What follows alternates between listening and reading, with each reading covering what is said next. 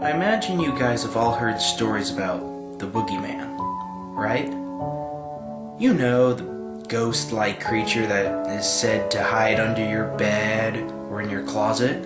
The monster that kids fear yet dismiss as a legend when they grow older.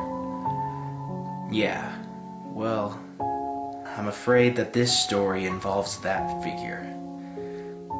Which means you may laugh at it, but please, hear me out. You see, this story was passed down to me from my uncle, and concerns a family who lived next to us, or so he claims anyway.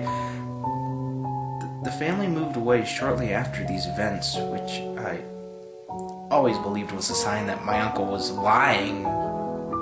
Yet, to this day, the story creeps me out a little, and I've asked my parents if it's true, and they've never said yes or no, but often look rather uncomfortable for changing the subject or telling me to stop being silly.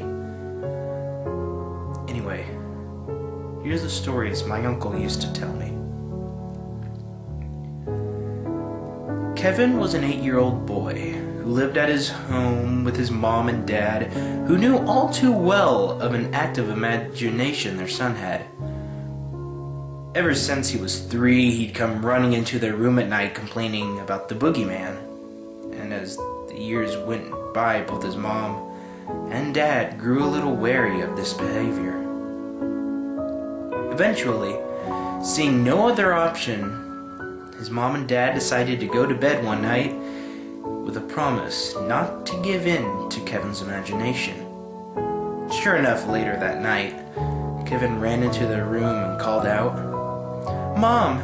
Dad! The Boogeyman is in my room!" "Go to bed, Kevin," his mom replied. "But Mom, the Boogeyman is in there!" Kevin protested. "Go to bed," his father replied. Both parents felt a little bad as their son stood there, clearly not wishing to return to his room. Yet eventually, he departed and closed the door behind himself. "Are you sure we're doing the right thing?" Kevin's mom asked her husband. "He'll be all right. He needs to get over this," Kevin's dad replied. He seemed frightened. "I should go check," Kevin's mom replied, only for her husband to hold her back. "We have to do this, for Kevin's sake," Kevin's dad said. Despite her reluctance, eventually Kevin's mom closed her eyes and went back to sleep. In the morning, Kevin's mother was the first to wake up and went to her son's room. Still feeling guilty over the previous night, but expecting to find her son huddled up under the blankets as she slowly opened the door. What followed was a horrible scream that woke Kevin's father with a start, and he rushed out of bed and into Kevin's room, where he soon fell to his knees alongside his wife as they gazed at a terrible sight. Kevin was hung by the curtains.